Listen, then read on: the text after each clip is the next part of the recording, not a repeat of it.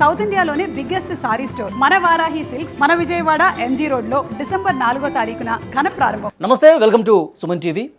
ప్రస్తుతం ప్రపంచవ్యాప్తంగా కూడా ఆర్టిఫిషియల్ ఇంటెలిజెన్స్ విప్లవం నడుస్తోంది. ఆర్టిఫిషియల్ ఇంటెలిజెన్స్ రావడంతో చాలామంది కూడా ఉద్యోగులు కావచ్చు, ఉద్యోగాల కోసం వెతికేవాళ్ళు కావచ్చు, ఒక భయం అనే ఆందోళన అనేది కనిపిస్తుంది. ఎందుకంటే ఒక పనిని 100 మంది 100 గంటల్లో చేసే పని ఈ ఏఐ వచ్చిన తర్వాత 1 గంటలో చేసేస్తుంది, మా ఉద్యోగాలు పోతాయని ఉద్యోగుల్లో ఆందోళన.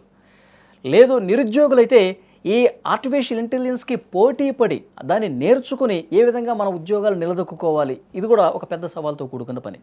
సో మారుతున్న టెక్నాలజీకి అనుగుణంగా అసలు ఏమేం చేస్తుంది, ఏఐ వల్ల భవిష్యత్తు ఏ విధంగా మారబోతుంది, ఇవన్నీ కూడా మనం తెలుసుకునే ప్రయత్నం చేద్దాం ఈ వీడియోలో. ప్రముఖ టెక్ ఎక్స్పర్ట్ రోహిత్ నామా నాతో పాటు స్టూడియోలో ఉన్నారు, మాట్లాడదాం. రోహిత్ నామా నమస్తే. రోహిత్ నామా, ఈ ఆర్టిఫిషియల్ ఇంటెలిజెన్స్ గురించి చాలా మందిలో చాలా భయాలు ఉన్నాయి. ఇంతకుముందు నేను చెప్పినట్టు ఉద్యోగాల విషయంలో నిజంగా అలాంటి పరిస్థితి ఉంటుందంటారా? సో ఇప్పుడు నా జాబ్ గురించి తీసుకుందామండి. ఒకప్పుడు కొన్ని టాస్కులు చేయాలంటే కొంచెం కష్టం ఉండేది. అంటే మొత్తం ఒక సర్చింగ్ ప్రాసెస్ కానీ, అండర్స్టాండింగ్ ప్రాసెస్ కానీ ఇవన్నీ కొంచెం టైం పట్టేది. ఈరోజు అదే టాస్క్ నేను చాలా ఎఫిషియెంట్గా చేయగలుగుతున్నాను. ఎందుకు అంటే మన ఏఐ వచ్చి నాకు హెల్ప్ చేస్తుంది కాబట్టి. సో కొన్నిసార్లు గంటలో చేసేది నిమిషాల్లో అయిపోవచ్చు, రోజు చేసేది వారంలో చేసేది కొన్ని గంటల్లో అయిపోవచ్చు. సో ప్రొడక్టివిటీ అనేది చాలా పెరిగింది. అండ్ సాఫ్ట్వేర్ ఇంజనీరింగ్లోనే కాదు, మొత్తం అన్ని విషయాల్లో ప్రొడక్టివిటీ చాలా పెరిగింది. సో ప్రొడక్టివిటీ పెరిగితే ఏమైందంటే మీరు అన్నట్టు చాలా ఎఫిషియెంట్గా వర్క్ తొందరగా అవుతుంది. సో తొందరగా అయినప్పుడు కంపెనీస్ ఏం ఆలోచిస్తాయి, ఇన్ని జాబ్స్ మనకి తొందరగా అవుతుంది కదా, ఇప్పుడు ఎందుకు చేసేస్తుంది, మ్యాన్ పవర్ని తీసేద్దామని చెప్పి ఆలోచిస్తాయి. అది ఒక్క రీజనే. ఇప్పుడు చాలా విధాలుగా హెల్ప్ అవుతుంది అన్ని విషయాల్లో మనకి. కాకపోతే కంపెనీస్ ఇప్పుడు ఎలా ఆలోచిస్తున్నాయంటే, ఇప్పుడు companies billions of dollars money spend చేస్తున్నాయి. వర్కౌట్ అవుద్దో కాదు అన్న టెక్నాలజీ కూడా ఇది 100% మొత్తం మార్చేదని కాదు, మోస్ట్లీ మార్చే ఛాన్స్ ఉంది. సో అలా అని చెప్పి కంపెనీస్ బిలియన్స్ ఆఫ్ డాలర్స్ ఎందుకు స్పెండ్ చేస్తున్నాయంటే, సో ఇది ఎంత వర్కౌట్ అయినా కాకపోయినా ప్రొడక్టివిటీ పెరుగుతుంది. ప్రొడక్టివిటీ పెరిగితే నాకు ఆల్రెడీ నా బడ్జెట్ తగ్గుతుంది అండ్ వేరే కంపెనీస్ బడ్జెట్ కూడా తగ్గుతుంది. సో మన టూల్స్ వాడతారని చెప్పి సో వాళ్ళు ఓన్లీ ప్రొడక్టివిటీ మీదే బెట్ చేసి, అంటే ఉద్యోగాలు పోవడం అనేది దాని మీద బెట్ చేసి వాళ్ళు ఇన్వెస్ట్ చేస్తున్నారు అనమాట. ఓకే. సో ఉద్యోగాలు పోవడం అనేది చాలా వరకు జరుగుతుంది. కాకపోతే దీన్ని మనం అనుకున్నట్టు దీన్ని నెగిటివ్ ఆస్పెక్ట్లో చూడకూడదు.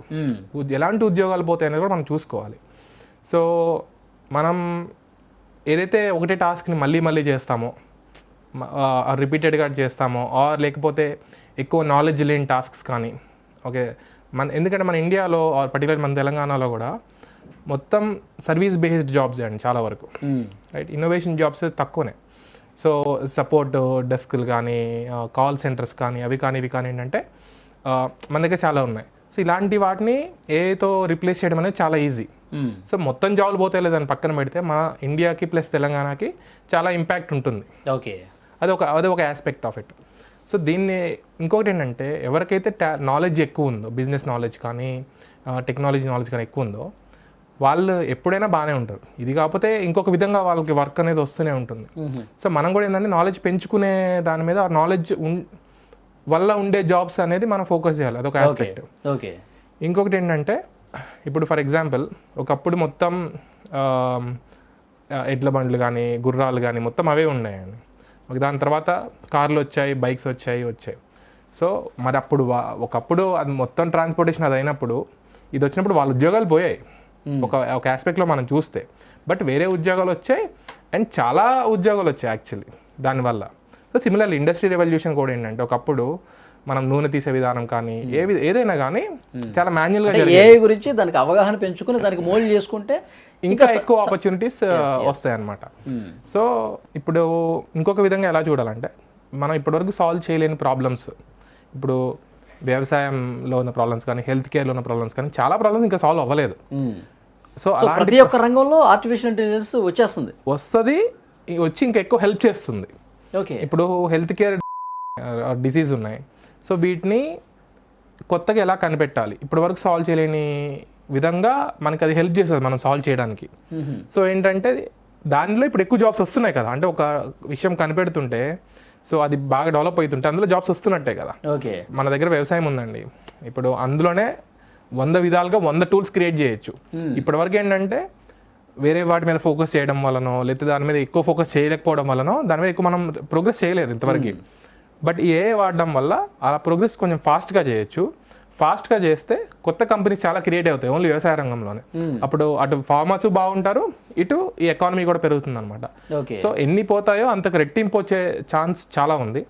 కాకపోతే మనం సర్వీస్ బేస్డ్ నుంచి ఇన్నోవేషన్ బేస్డ్కి వెళ్ళాలి. నాకు ఇప్పుడు ఒకటి జాబ్ ఇస్తాడా అని ఆలోచించడం మానేసి, ఇప్పుడు నేను ఈ ప్రాబ్లం ఎలా సాల్వ్ చేస్తాను, ఎలా బిల్డ్ చేస్తాను. ఇప్పుడు ప్రాబ్లం సాల్వ్ చేస్తున్నప్పుడు నేను చాలా నేర్చుకోవాలి. నేర్చుకుంటే నేర్చుకునే ప్రాసెస్లో నేను హ్యాండ్స్ ఆన్ ఎక్స్పీరియన్స్ చేస్తాను. అంటే కొత్తగా నా సొంతంగా నేను టూల్స్ బిల్డ్ చేస్తాను. ఆ ప్రాబ్లం సాల్వ్ అవ్వకపోయినా కానీ ఈ టూల్స్ నేర్చుకున్న దాని మీద మనం ఉద్యోగం సంపాదించవచ్చు కదా.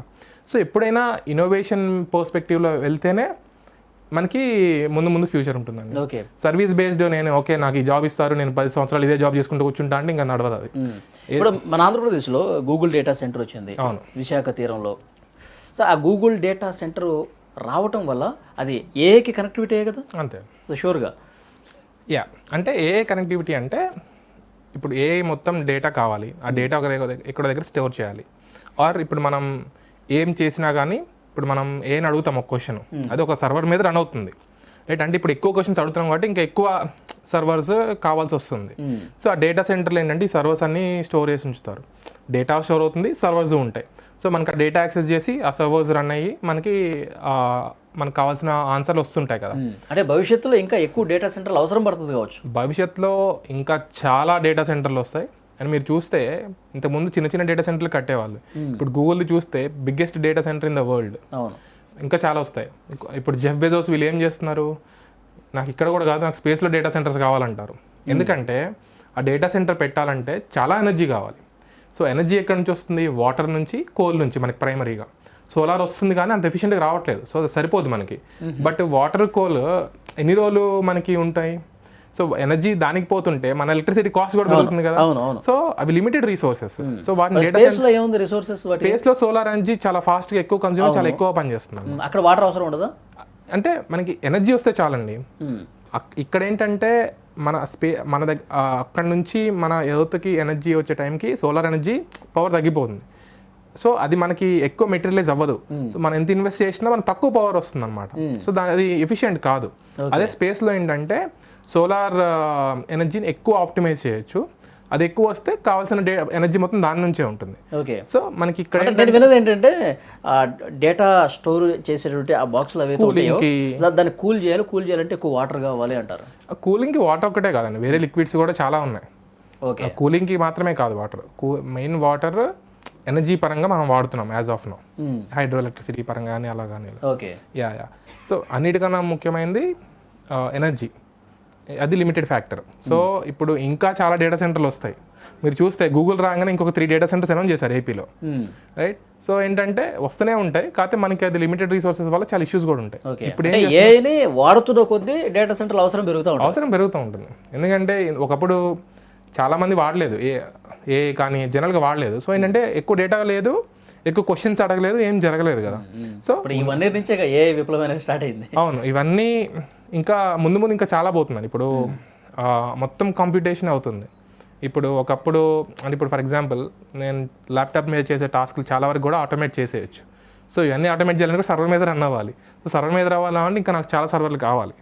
సో ఇంకా అసలు దీనికన్నా 10 రెట్లు డేటా సెంటర్లు వస్తాయనేది నా ప్రిడిక్షన్. ఇంకొకటి అమరావతిలో క్వాంటమ్ కంప్యూటింగ్ అని చెప్పి ఈ పదం ఎక్కువ వినిపిస్తుంది. ఏంటి దీని కొద్దిగా ఎక్స్ప్లెయిన్ చేయండి. సో క్వాంటమ్ కంప్యూటింగ్ ఏంటంటే ఒక ఎక్స్ట్రీమ్ లెవెల్ ఆఫ్ కాంపిటీషన్.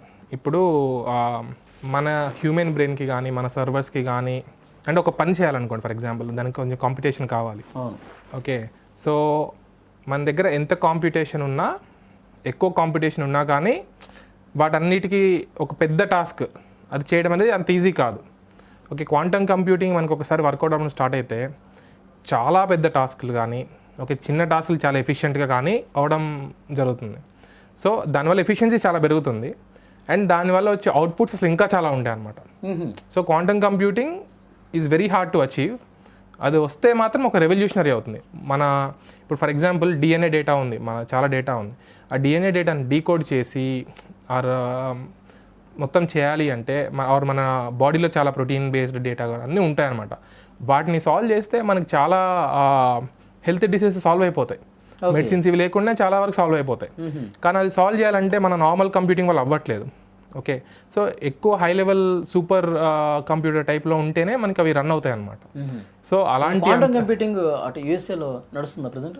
చాలా కంపెనీస్ ఉన్నాయండి. సో ఎవరు ఏంటంటే సాల్వ్ చేయలేదు, ఇంకా మొత్తం బిల్డ్ అవుతుంది, ప్రోగ్రెస్ చేస్తున్నారు.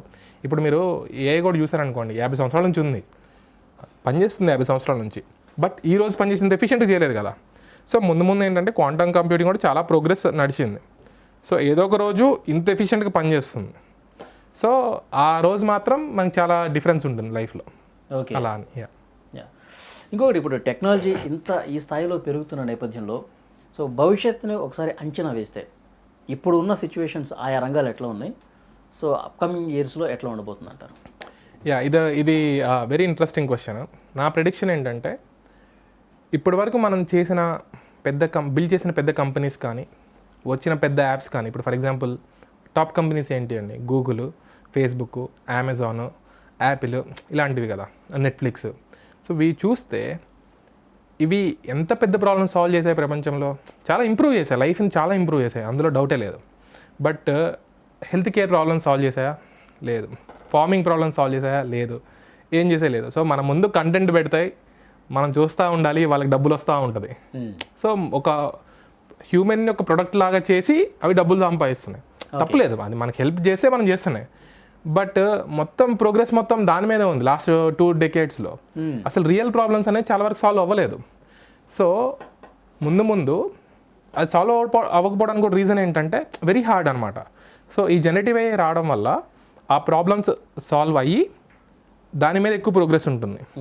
అండ్ మనం ఫోన్ వాడే విధానం కాడ నుంచి మనం పనులు చేసే విధానం కాడ నుంచి అన్ని విధాలు మారుతాయని నా ప్రిడిక్షన్. ఒక వీడియోలో చూశాను, మీకు మల్లారెడ్డి గారు ఒక వీడియోలో అంటారు, మనం ఏ ఫుడ్ తీసుకుంటున్నామో, మనకి ఏ జబ్బులు ఉన్నాయో, మన జీవన విధానం ఏ విధంగా ఉందో అవన్నీ ఏఐకి ఇచ్చేస్తే మనం ఎన్ని సంవత్సరాలు బతుకుతామో మన డెత్ డే కూడా ఏఐ చెప్తుంది అని చెప్పేసి ఆయన ఒక వీడియోలో అన్నారు. అదే నిజమేనది? అట్లా ఉండే అవకాశం ఉందా? అంటే మరీ ఎగ్జాక్ట్ డెత్ డే చెప్పలేదేమో కానండి, ఈ ఇంటిగ్రేటెడ్ అప్రోచ్తో చాలా ప్రెడిక్షన్స్ చేయొచ్చు. ఇప్పుడు ఫర్ ఎగ్జాంపుల్ యాపిల్ వాచ్ ఉందనుకోండి, మన సెన్సార్స్ ఆ డేటా మన హార్ట్ బీట్ వీటన్ని రికార్డ్ చేస్తుంది. ఇంకొంచెం డేటా వచ్చిందనుకోండి, మనం ఒక సెన్సార్స్ వాడి డేటా గ్యాదర్ చేసి ఏఐని ఒక బ్రెయిన్ లాగా వాడి మనం చాలా విషయాలు ప్రెడిక్ట్ చేయొచ్చు. అట్లీస్ట్ ప్రెడిక్షన్ కాకపోతే వచ్చే అవకాశం ఉంది, లేదని కాదు. మరి డెత్ డేని అంటే ఇంటెంట్ ఏంటంటే అంత పవర్ఫుల్ అని చెప్దామని చెప్పుంటారు, బట్ ఆ లెవెల్ పవర్ఫుల్ అయితే రాగలిగే ఛాన్స్ ఉంది. సో నేను ఇంకోటి ఏం చెప్దాం అనుకున్నా అంటే, సో ఇంత ఛాన్స్ ఉన్నప్పుడు మనం ఏ విధంగా ఆలోచించాలి, దీన్ని మనం ఎలా క్రియేట్ చేయాలని ఆలోచించాలి. అది వస్తుందిలే, ఏదో ఒక రోజు అయిద్దిలే అంటే మాత్రం దట్స్ నాట్, మన ఎకానమీ ముందుకెళ్ళదు కదా. సో అది నేను ఎందుకు చేయకూడదు, ఓకే, ఆర్ మన చుట్టూ ఉండే ప్రాబ్లమ్స్ మనం ఎందుకు సాల్వ్ చేయకూడదు. ఎందుకంటే ఒకప్పుడు చాలా కష్టం అండి, ప్రోగ్రామ్ రాయడం అంటే కష్టం, ఒక కంపెనీ క్రియేట్ చేయాలంటే కష్టం, ఓకే, ఒక యాప్ ఒకటికి ఇవ్వాలంటే కష్టం, అన్ని అంత ఈజీ కాదు. అంటే చాలా స్కిల్స్ చేయడంతో పాటు ఇంకొకటి, మనకి భవిష్యత్తులో వచ్చే డిసీజెస్ను కూడా ముందే ఐడెంటిఫై చేసే పరిస్థితి రావాలి. వస్తుంది. అదే ఇప్పుడు అది ఎలా వస్తుందని మీరు ఆలోచించారనుకోండి, అంటే ఒక లెవెల్ ఆఫ్ ఎకోసిస్టమ్ ఉండాలి. ఇప్పుడు భవిష్యత్తులో డేటా అంటే డిసీజెస్ పలానా సంవత్సరంలో ఈ 45 సంవత్సరాల వయసులో గుండెపోటు వచ్చింది అనుకోండి, 30 సంవత్సరాల వయసులోనే ఇతనికి ఆ భవిష్యత్తుని ఊహించే పరిస్థితి ఉంటుందా? అంటే అప్పుడు ఉన్నప్పుడు 30 సంవత్సరాలు నా డేటా నా దగ్గర ఉన్నప్పుడు, అంటే నేను ముందే 31 సంవత్సరం ఇది చేయొద్దని చెప్తాను కదా. అంటే ఇప్పుడు అలా రావాలంటే ఒక ఇంటిగ్రేటెడ్ అప్రోచ్తో వెళ్ళాలి. ఇప్పుడు అంటే నేను 30 years ఉన్నప్పుడు అతని జీవన విధానం ఎట్లా ఉందో దాన్ని కంటిన్యూ చేసుకుంటే వెళ్ళాలి. ఎగ్జాక్ట్లీ, అది ఒక విషయం. ఇప్పుడు నేనే అనుకోండి, నేను 32 years అనుకోండి, ఓకే, సో నేను 40 yearsలో ఎలా ఉంటాను అని ఒక మెషిన్ ప్రెడిక్ట్ చేయాలి అంటే నా గురించి అంతా డేటా మొత్తం ఆ మెషిన్ దగ్గర ఉండాలి. అండ్ ఆ మెషిన్కి ఇనఫ్ క్యాపబిలిటీస్ ఉండాలి, అంటే ఓకే ఇవన్నీ ఆలోచించి నేర్చుకునే విధానం. సో అది ఎప్పుడు వస్తుందంటే హెల్త్ కేర్లో చాలా రీసెర్చ్ పెరిగి, ఓకే, ఒక రీసెర్చ్ పెరిగి చాలా వరకు డేటా సెట్స్ క్రియేట్ చేసి ఆ మోడల్ని ట్రైన్ చేస్తేనే అలా అవుతుంది అనమాట. వస్తుంది కానీ చాలా ప్రోగ్రెస్ అయితే అది వస్తుంది. సో ఈ ప్రోగ్రెస్ మనం చేస్తామా ఆర్ అమెరికా చైనా దేశాలు చేస్తాయా?